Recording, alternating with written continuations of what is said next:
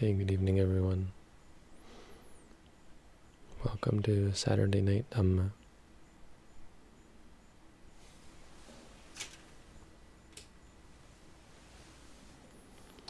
We don't have any meditators here, so normally I would maybe think not to broadcast, but today is a special day. Yesterday was the full moon,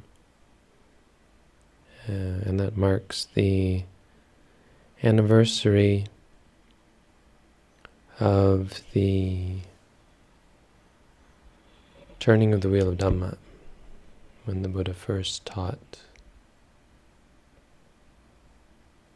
Because up until that point, after the Buddha's enlightenment, there was only one person who understood the teaching. That was the Buddha. Understood the truth. There was only one enlightened being in the world. Only one arahant.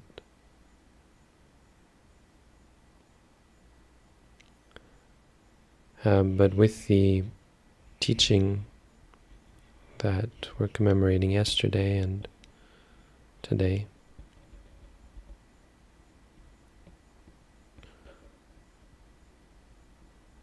someone else understood the teaching. The truth was spread to someone else. It's called the turning of the wheel of the Dhamma because it's the first teaching. And it's the change from there being no teaching to being a teaching of the truth. Meaning that from that point on, more people would learn. If the Buddha had never taught anyone, it would have died with him. But as soon as he taught one person, something was set in motion. He would teach many other people, but even the person he taught would also spread the teachings to others.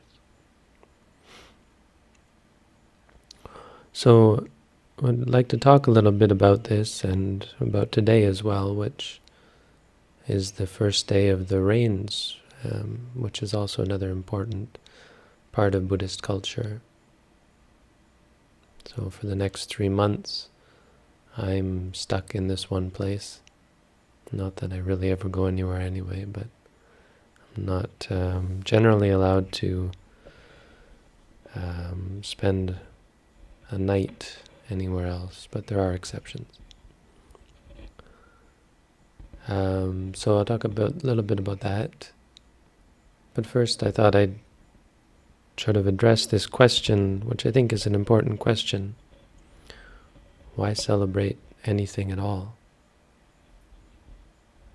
It may seem like a poor question, but I think it's an important one. I think there are certainly probably people who follow me who have no use for Buddhist holidays. The holiday, they don't have any use for Buddhism. They have a use for the teachings, the meditation teachings, but Buddhist, no. They just want what's useful.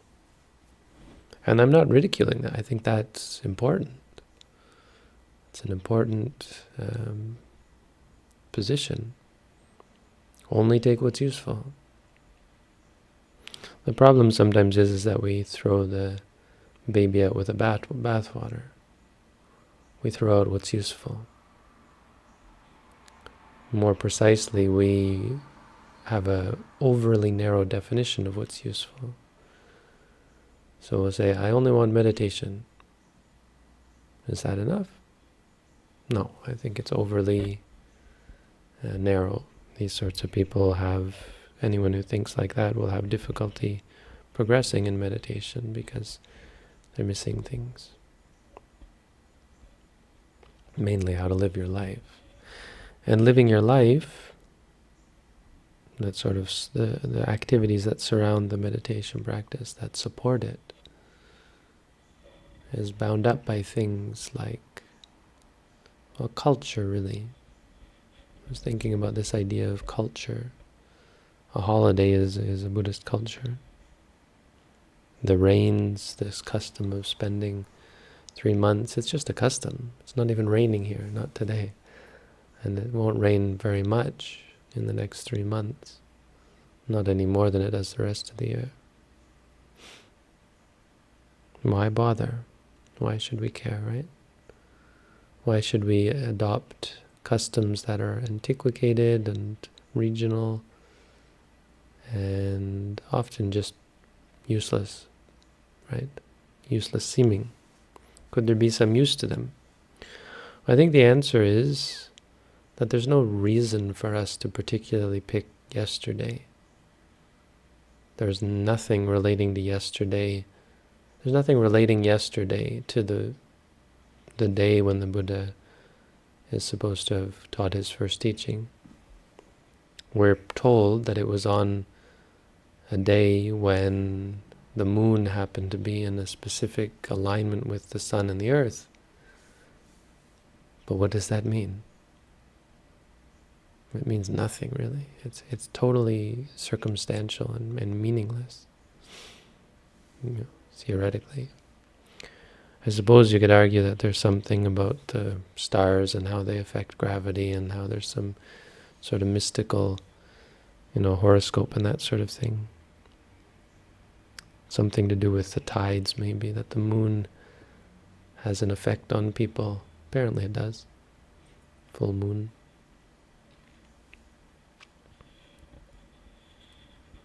But beyond that, very little meaning. So it's down to culture. But I think the point is, we could have picked any day. We could pick April 4th, Just pick some date at random. And then say, this is the day when we're going to do this thing. So the question becomes whether the thing that we do on this day is useful. But we have another problem. Because suppose we have this thing that we do yesterday, or we do on the Buddha's, or on Asalaha Puja, on the full moon of Asalaha. Suppose we have this thing we do, and suppose it is useful. Suppose it is helpful. But instead we do it on a day that has no reference to anything, where we can't claim that this is the same full moon,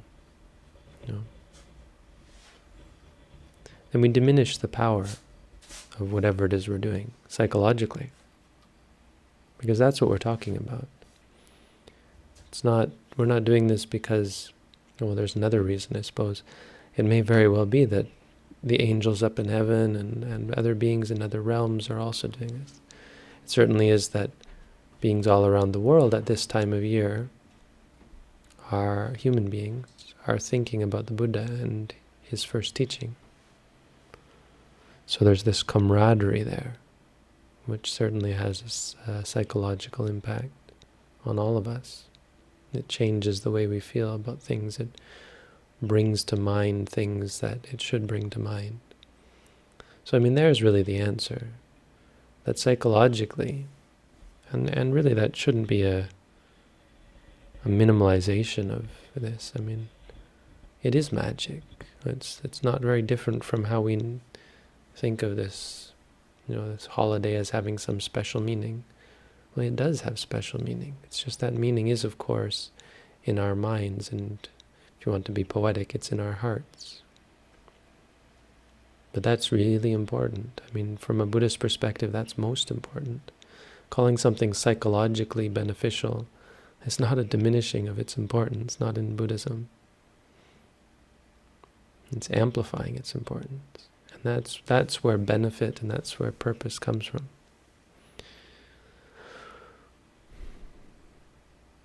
So we choose this date, and the date is important. We do it all together, and we try to find things to do that remind us of the Buddha's teaching and so on. So I thought we'd take a step back and ask ourselves, what is it that we're remembering? What is this day? turning of the wheel of the Dhamma. Well, I've already said it's the first teaching. What is that first teaching, and how did it come to be the first teaching? So to get there, we have to go back in history, and we have to go back in time. I mean, I'm not even sure if you could, at this point, I'm not even sure if in this regard you could call it going back in time. Time kind of gets a little bit odd.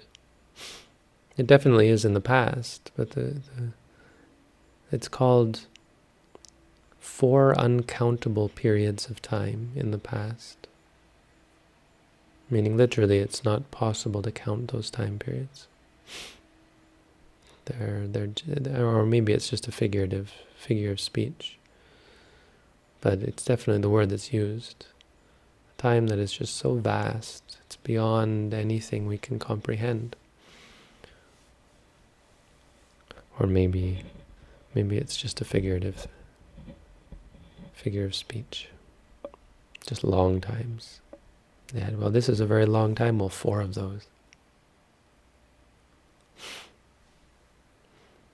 That much amount of time ago. And it was the time of the Buddha Dipankara. There have been other Buddhas in the past, and where it's passed down to us that there was a Buddha back then as well, which isn't surprising. But at the time of this Buddha, there was one man named Sumedha who was very well developed in meditative practice and attainments. He had all sorts of psychic powers and mental abilities. And he found out that the Buddha was that a Buddha was born, and he was so excited that he thought, "Wow, I'll learn from this Buddha and I'll become enlightened. Here is an enlightened being come to the world." And so he thought he would wait for the Buddha to come, and in the meantime do something. He got in with the people who were doing something to pay homage to the Buddha. They were clearing the path for the Buddha. The Buddha was on his way, and they were making a path for him to come to where he would teach the Dhamma. And the roads, I guess, were not so good, so they were repairing the roads. Something like that. Paving the way, maybe. Maybe there were a lot of Buddhists around, and they were devoted to the Buddha, so they were spreading flowers or whatever. The Buddha was on his way. So Sumedha said to them, can I help? Can I take part in this and pay homage to this being of beings, the special of all beings, the most highest of all beings? And they looked at him and they said, "Wow, this is Sumedha." And he was, I guess, famous, well known for his psychic abilities. And they thought, well, he must have he has great psychic powers. We'll give him the hardest stretch of road to clear, because he'll surely use his psychic powers to do it. So they gave him a swamp, basically. But Sumedha thought to himself, well, I could use my psychic powers to clear this area. He looked at this big swamp, and this is what the Buddha was supposed to be passing through. And he said, well, I could use my psychic powers, but that wouldn't be impressive at all. That would be a trifle. And so he didn't use his psychic powers, and he used just his own hands and tools, manual, sort of primitive tools or whatever he had, and got busy clearing the path by hand. He wasn't able to finish. It was a real mud spot, and so he wasn't able to finish by the time the Buddha had arrived. And so he turned and he looked and he saw the Buddha coming. And here was this muddy patch. But he looked at the Buddha and he realized something. He realized, wow, I'm so ready to hear the Buddha's teaching. Just one word from him, one verse, and I'll understand and I'll become enlightened. That's all it would take. He knew he was ready. He saw something. I mean, his mind was so refined.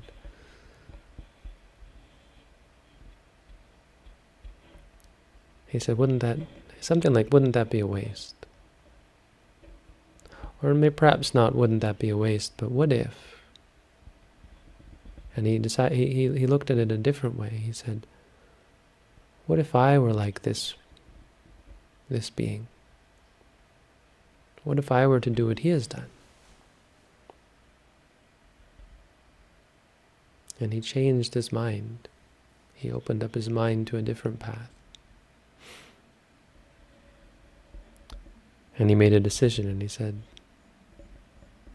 I'm not going to go and hear the Buddha speak. I'm going to make a vow myself to become just like him. To give up, to put aside my own happiness, my own peace, to liberate, help other beings become liberated, just as he has done. I mean, someone's got to do it. If he hadn't done it, there would be no Buddhism. I will do this too. And so rather than trying to clear the path for the Buddha, he threw himself in the mud, lay down in the path, sacrificed his body, knowing full well the Buddha was being followed by like 500 monks. And they were all going to trample over him. He knew that, he expected that his body would be crushed. He threw himself down, literally making himself a pathway, using his body as a pathway. Not just a symbol, but actually giving up his life. Making a determination that with this great gift, this great sacrifice, this symbolic sacrifice, actually, looking at it, it isn't that big of a deal because the Buddha, worst case, he gets his feet a little muddy, but the symbolism of it is quite poetic. With the power of this gesture, may I become a Buddha, just as he has done. And the Buddha approached, saw this Sumedha, this ascetic, squelching in the mud, looked down at him, and turned to his monks and said, do you see this ascetic lying here, face down in the mud? In 4 uncountable periods of time and 100,000 great eons. Now, the great eons are huge amounts of time that are much, much smaller than the uncountable period. So a lot of time. This ascetic will become the Buddha Gautama. He'll become a Buddha. And then, did he walk over him and crush him, and all the monks walk over him? No. Buddhas don't do such things. He walked around him, squelched through the mud or so on, I don't know.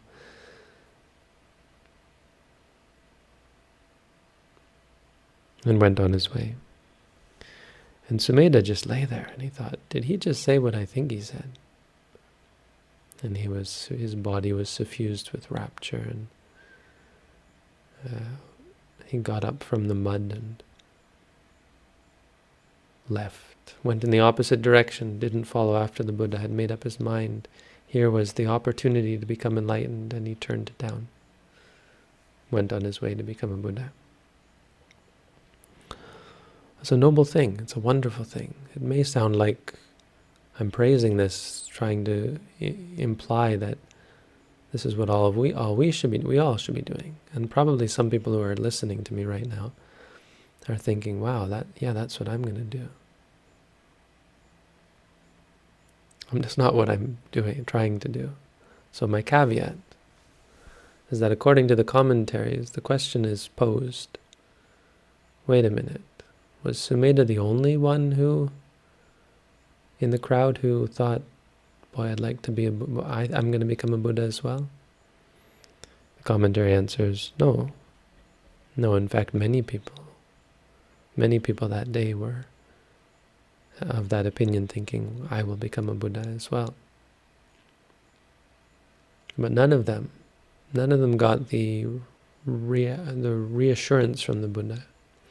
None of them were like Sumedha. Not a single one of them was anywhere near his position, such that the Buddha could say with reassurance, this guy is going to become a Buddha. His mind was so developed already. So you think, well, I could develop my mind. But that's not the point. His mind was so developed before he started the longest journey in the universe. You know, if you talk about goals, I mean, goals like going to college or getting a job, it's impossible to compare that to the slightest fraction of a fraction of a fraction of what the Bodhisattva did to become a Buddha. After he had already developed himself so powerfully that he was able to be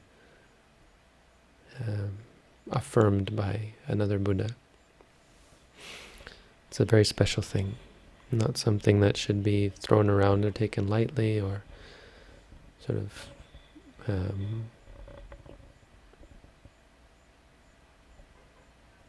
should be recommended to the average person. And most of us are pathetically average. You find a lot of Buddhists who think they're special or think they could be special and try to be very humble about it, but it's kind of what you're saying, you know. If you say, I'm going to become a Buddha, you're kind of saying you're more special than everybody else. From a Theravada point of view anyway. I think there are other traditions that say, well, no, everyone will become Buddha eventually and so on. But that's another can of worms. I don't want to go there. That was just a short note. Let's stop there with that. Sumedha went off into the woods, our hero, and he contemplated, what are the things that I need to do to become a Buddha? And he realized there were 10 things. How he came to 10, don't really know. He was, as we said, a very special person. 10 things, the 10 perfections. I've talked about them recently. We have a video on them recently. I'm not going to go into that. But he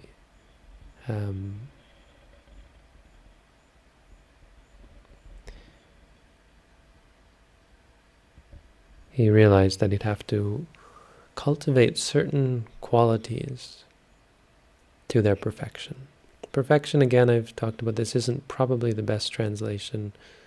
Parami or paramita means highest, thing which is at its highest degree. So not just giving, but giving to the highest degree. Being totally perfected in giving. Can't possibly be a more committed giver. Perfect in morality, ethics, perfect in renunciation, perfect in effort, perfect in 10 different things. And so he realized, this is what I have to do. I have to develop these. And he spent the rest of his life cultivating them and working on them, and proceeded to do the same thing in various ways and in various lives for the next 4 uncountable eons. That's the story. Is it actually true? Is the time scale actually valid? I'm not in a position to say. Long time, anyway. The point really of that story is to remind us of the big deal, that this isn't just some guy who decided, hey, I'll go off in the woods, and 6 years later, oh, I became enlightened. That's not how Buddhists look at this, and that's not how we should look at it. I know a lot of people are not comfortable with reincarnation or rebirth, this idea, but it's undeniable. I mean, that's really the worldview in Buddhism, that our paths are a lot longer than this, very short and pathetic. existence as human beings. Our life of 70, 80, 90 years, if we're lucky, is nothing. It's just a shot, a frame in the video, a frame in the film of our journey in samsara. A very small part. So, but fast forward to the present, we have the Bodhisattva being born in Lumbini and spending 29 years as a prince, and then realizing that he was going to get old, sick, and die, and that there must be a better way, finding that way, preliminary anyway, of leaving home and becoming an ascetic, and then spending the next 6 years on the wrong path, apparently because he had, in a past existence, ridiculed a Buddha, a Pacceka Buddha actually, apparently, I think, yes. Ridiculed some enlightened being, saying, "Oh, you're torturing yourself. What use is that asceticism of yours, torturing yourself?" And he was very nasty to this enlightened being. As a result of that karma, scary, you know, he spent 6 years when many Buddhas, most Buddhas, after one night, they leave home, next morning they're enlightened. True story. I mean, that's the story, that's what the commentaries say anyway. But the Bodhisattva, our Bodhisattva, had to spend 6 years. After 6 years, he had expiated the karma had run its course, and he realized, this is useless, what am I doing? So that's kind of an understanding of how karma works. It's not some magical thing, it's that you're messed up in the head. And that messed up in the head stopped. And believe it or not, I mean, this is all subject to questioning. It's the thing about historical facts, you don't have to believe any of this to be practicing Buddhism. It's just past. But again, culture. There's a lot in here, in this story and in this memory, that reminds us of good things, that is psychologically beneficial. It helps us focus. It gives us something to focus on, rather than, hey, look at that statue. It's, hey, that's the Buddha, and I know who he is because I've heard the story. After those 6 years, the Buddha found the way and became enlightened under the Bodhi tree in Gaya. So it's called Buddha Gaya.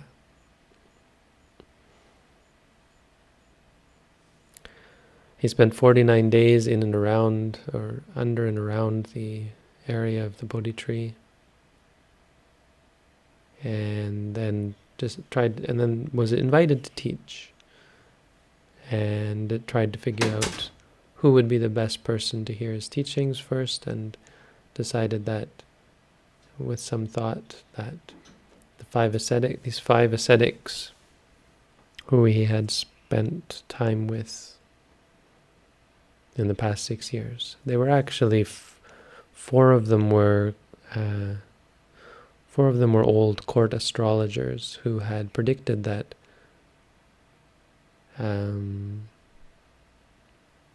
that the Bodhisattva would become either a Buddha or a emperor of the world. And Kondanya predicted that he would become only a Buddha. Or else it was Kondanya's father, and Kondanya's father... No, that's not right. It was Kondanya, wasn't it? I don't remember. The stories are quite involved. At any rate, these five were there they left the Buddha because the Buddha had stopped his asceticism. They thought he was on the wrong path. They left him. And the Buddha went to find them, found them, and taught the Dhammacakkappavattana Sutta. And that was last night. So I definitely recommend that you read the sutta. In brief, it's the first teaching of the Four Noble Truths. What that means is that what we're celebrating yesterday, and today if you want, because today is the first day, today is the first day that we, a commemoration of the first day, or the anniversary of the first day, when the world had the teaching of the Four Noble Truths. It means before that day, only the Buddha knew what the truth of suffering was. And important there is the five aggregates, an understanding of what was real in the world. Because when we talk about suffering, we're talking about what is real. We're not actually talking about suffering in the English sense. We're talking about the reality of things that we cling to and which are to be let go of, which are not capable of satisfying us. I mean, the reality of things. Dukkha is just the Buddha's way of saying, hey, look, the problem isn't any one thing. The problem is things, is the nature of things, that they're not capable of giving us satisfaction. Reality is of a nature unable to provide us with happiness. You can't cling to anything. Clinging is the cause of stress and suffering. The things that we cling to are not capable, do not have the ability to satisfy us.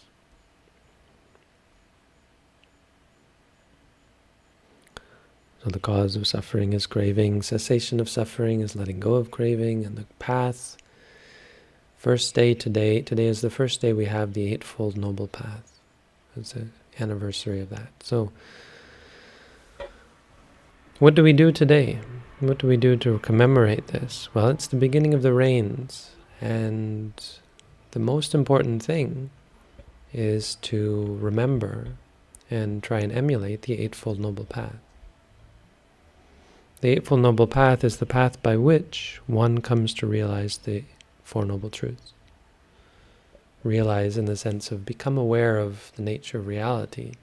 See things so clearly that you stop clinging to them, that you stop being partial, that you stop wanting, that you stop suffering.